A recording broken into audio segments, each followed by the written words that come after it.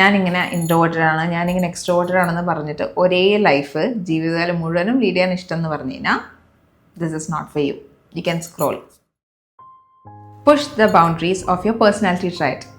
If you are 75% introverted and 25% extroverted, try to make it 70-30. ഞാനിങ്ങനെ introverted ആണ്, ഞാനിങ്ങനെ extroverted ആണെന്ന് പറഞ്ഞിട്ട് ഒരേ ലൈഫ് ജീവിതകാലം മുഴുവനും ലീഡ് ചെയ്യാൻ ഇഷ്ടം എന്ന് പറഞ്ഞു കഴിഞ്ഞാൽ this is not for you. You can scroll. പക്ഷേ if you think you need to progress in life, അങ്ങനെ പ്രോഗ്രസ് അങ്ങനെ മെനക്കെടാതൊന്നും നടക്കുന്ന കാര്യമല്ല. That is for sure. One way to do it is to do activities in a strange group. അറിയാവുന്ന ആൾക്കാർക്കല്ലേ നിങ്ങൾ വലിയ സംഭവമാണത്.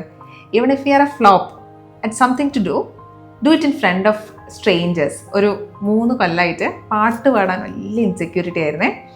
അപ്പോൾ അത് മാറ്റാൻ വേണ്ടിയിട്ട് ഇതിന് വേണ്ടിയിട്ടല്ല, വേറൊരു കാര്യത്തിന് വേണ്ടിയിട്ട് മറ്റൊരു സിറ്റിയിൽ പോയപ്പോൾ I sang my favourite song in front of a group of strangers.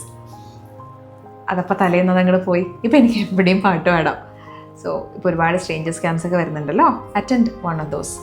Or strangers camp തന്നെ വേണമെന്നില്ല, നമുക്ക് ഒട്ടും അറിയാത്ത ഏതെങ്കിലും ഒരു കമ്മ്യൂണിറ്റിയിലെ ഭാഗമാവും. അപ്പോൾ നമുക്ക് പുതിയൊരു പേഴ്സണാലിറ്റീനെ ബിൽഡ് ചെയ്യാമല്ലോ. അപ്പോൾ നമ്മളുടെ ഒരു പ്രോഗ്രസ് ഭയങ്കര ഈസി ആയിട്ട് പോസിബിൾ ആവും. ട്രൈ ചെയ്തിട്ട്. ഓക്കെ.